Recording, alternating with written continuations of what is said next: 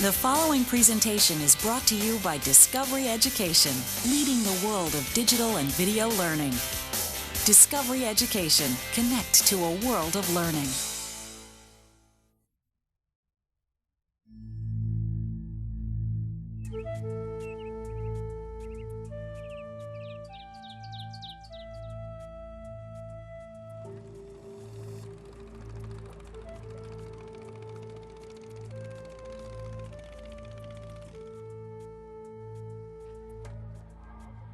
Southeast Asia truly is one of the most fascinating regions of the world.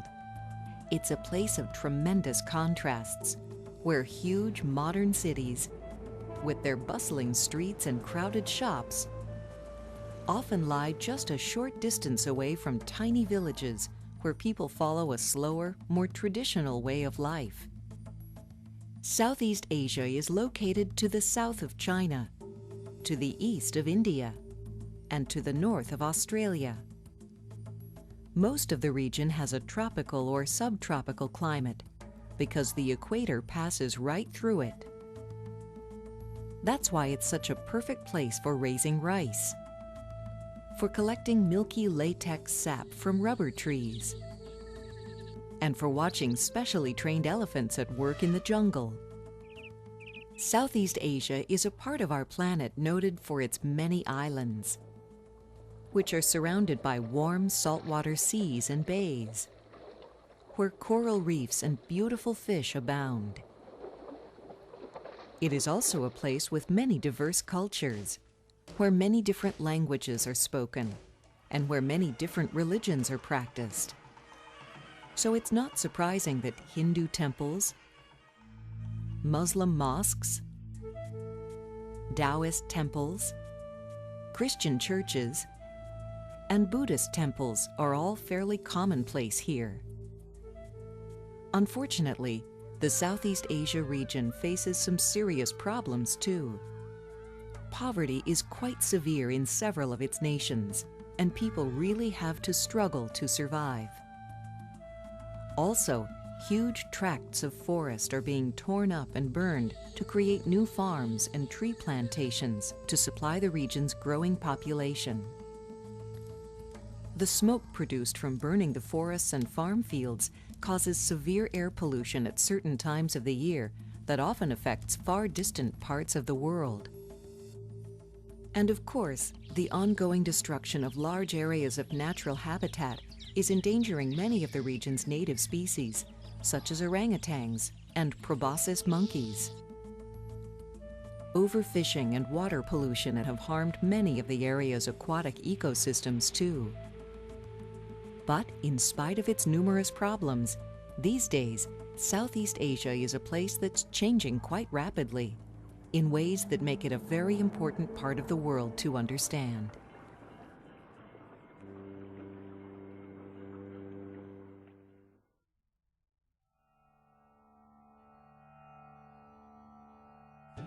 Altogether, more than 600 million people, roughly about 8% of the Earth's total population, live in the Southeast Asia region, nearly twice the number of people that live in the United States. There are 9 main countries in Southeast Asia.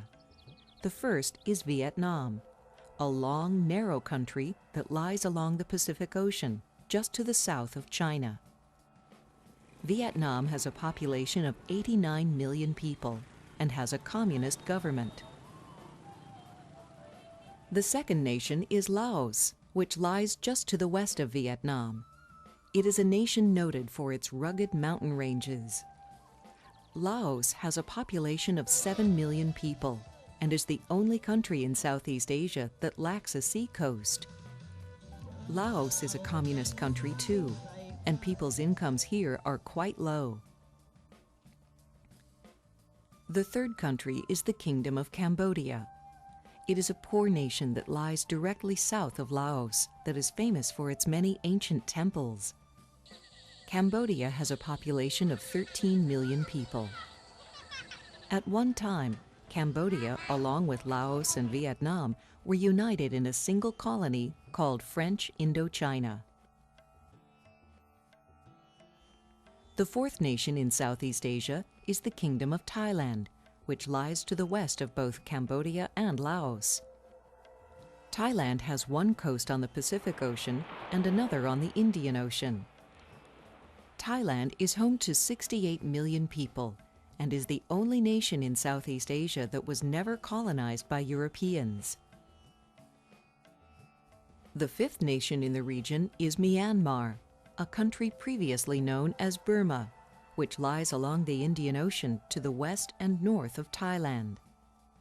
Myanmar is home to 54 million people, and like Laos, Thailand, Vietnam, and Cambodia, is a primarily Buddhist nation. Myanmar was once a British colony. Today, it is a military dictatorship and has the highest level of poverty in Southeast Asia. The sixth country is Malaysia, which is divided between the southernmost portion of the Asian continent known as the Malay Peninsula and the northern part of the large island of Borneo. Malaysia has a population of 26 million people and is officially a Muslim country.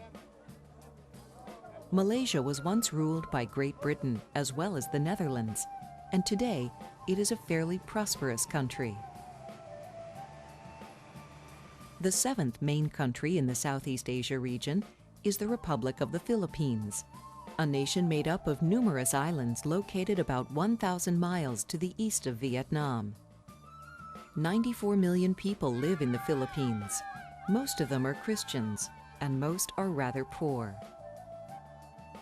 The eighth country is Indonesia. It consists of around 18,000 islands that extend all the way from one side of the region to the other.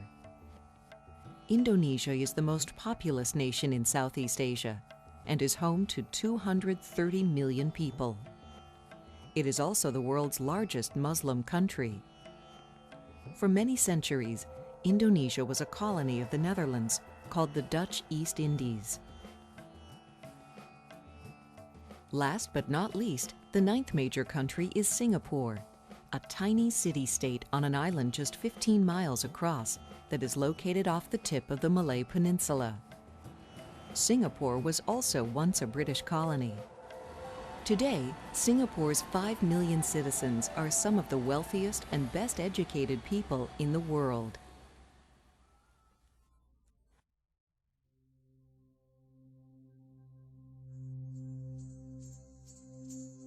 The Mekong River is undoubtedly one of the most important geographical features of the Southeast Asian region. It is the 11th largest river in the world, and the lives of millions of people depend on it. This mighty river begins in the high plateaus of Tibet in China and flows nearly 3,000 miles into the South China Sea, which is part of the Pacific Ocean. After leaving China, the Mekong passes through 5 Southeast Asian countries: Myanmar, Thailand, Laos, Cambodia, and Vietnam. Many of these countries lack good highway and railroad systems, so naturally, the river is used extensively for transporting both goods and people. That's why it is quite common to see riverboats and barges piled high with all sorts of goods, as well as numerous water taxis that carry passengers to the towns and villages along the river. A lot of the families that live on the Mekong River own small boats, which are their main form of transportation. Some are powered by engines, but many depend on muscle power and are simply rowed to get from place to place. The Mekong is even home to a number of floating markets, like this one in Vietnam, where people come by boat to buy or sell a wide variety of fruits and vegetables. Some people live in the larger boats and rarely set foot on land. Others live in floating villages. And many live in houses along the riverbanks that are built on stilts that rise above the waterline. Fish are a mainstay of the diet in Southeast Asia, and that's why on the Mekong River you'll see people fishing almost everywhere you look. The Mekong River is home to hundreds of species of fish, some of which can grow to be quite large. Fish farming is a popular business among some of the river dwellers. They build pens under their floating houses to hold the fish. They make food for them from scrap fish parts and flour. The fish are fed through a trap door in the floor and are harvested through the same door once they have grown to be a large enough size. Today, the Mekong River is under a lot of strain. The untreated sewage and farm runoff that pour into the river at many points spread waterborne diseases. The nutrients they contain also encourage the growth of algae, which in turn leads to a loss of oxygen in the water, and low oxygen levels kill fish. Another problem facing the Mekong River is that large dams in China are impeding its flow and interfering with migration routes of several fish species, making it difficult for them to spawn. Lower water levels have also disrupted river transportation and limited the amount of irrigation water available to raise crops.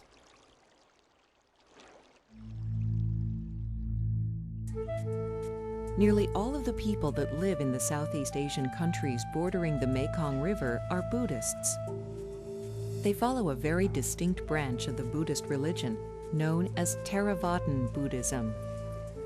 The word Theravada literally means the ancient teaching or the teaching of the elders, because it resembles the earliest forms of Buddhism.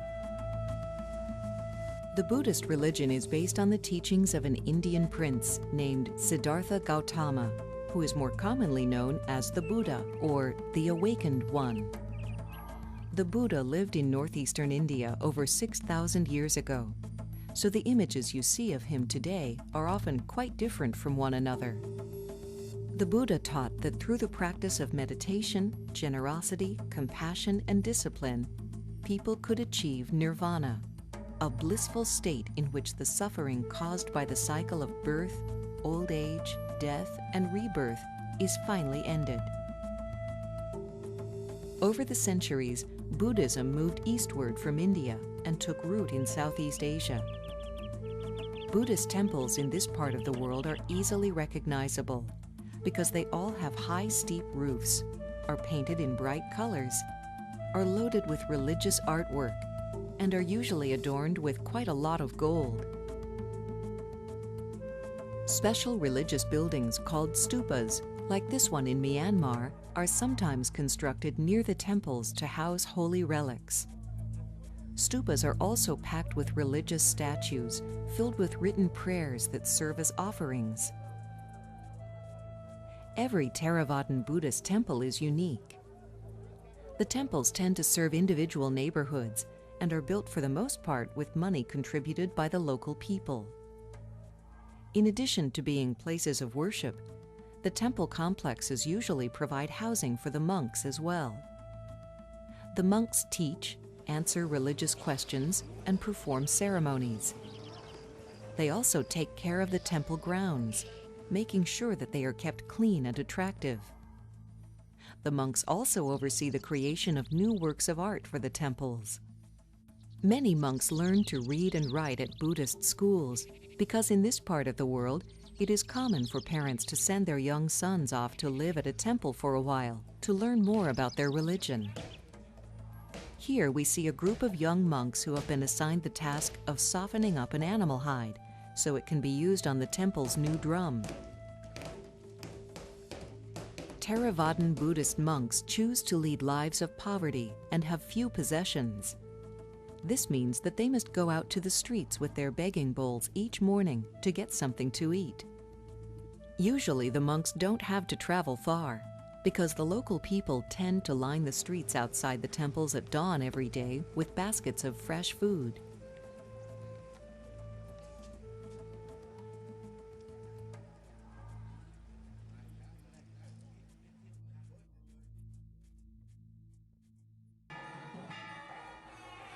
In addition to Theravadan Buddhism, Hinduism is also widely practiced in Southeast Asia, but has fewer followers.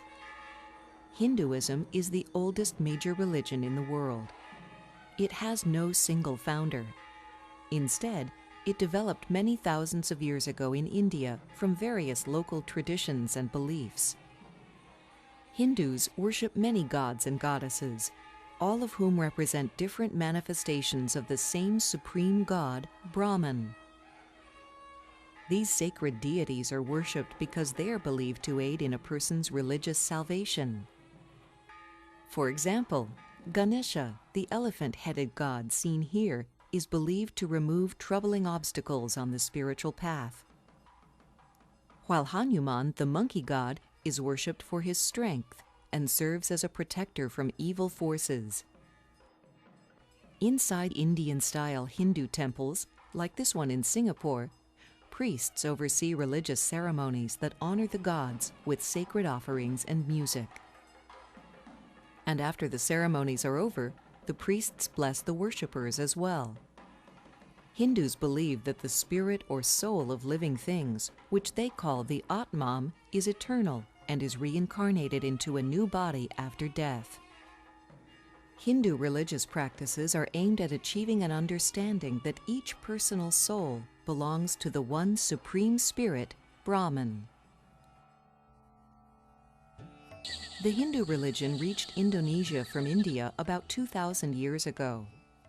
And even though Hinduism has mostly been replaced by Islam in that nation, it is still going strong on the island of Bali, where it is practiced by nearly 4 million people.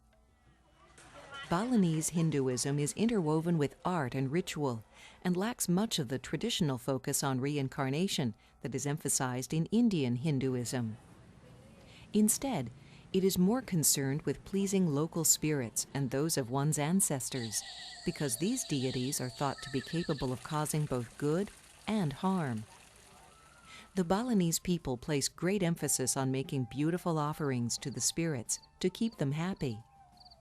They make offerings at temples and shrines and at all kinds of other sites, such as on sidewalks, in doorways, in family homes, and out in the countryside among the rice fields. Typically, the simple ceremonies include lighting incense and offering food and drink to sacred images.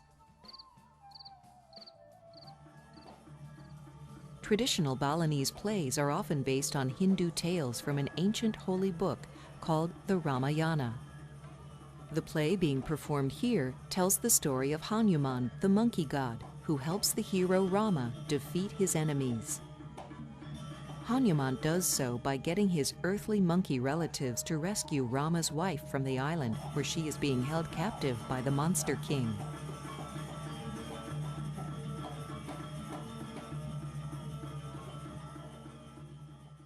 Balinese Hindu temples like this one are called puras, and they are very unique. Unlike the tall Indian-style temples found in Singapore and Malaysia, the temples in Bali are designed to be completely open-air places of worship. Every Balinese Hindu belongs to a particular temple based on their family descent or the neighborhoods in which they live. Puras are places in which religious activities take place in a very informal atmosphere, so worshippers come and go pretty much as they please.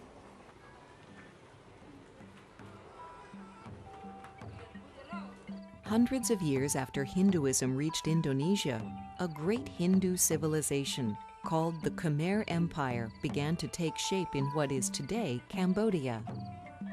Construction of its capital, the city of Angkor, started about 1,200 years ago and continued for 4 centuries.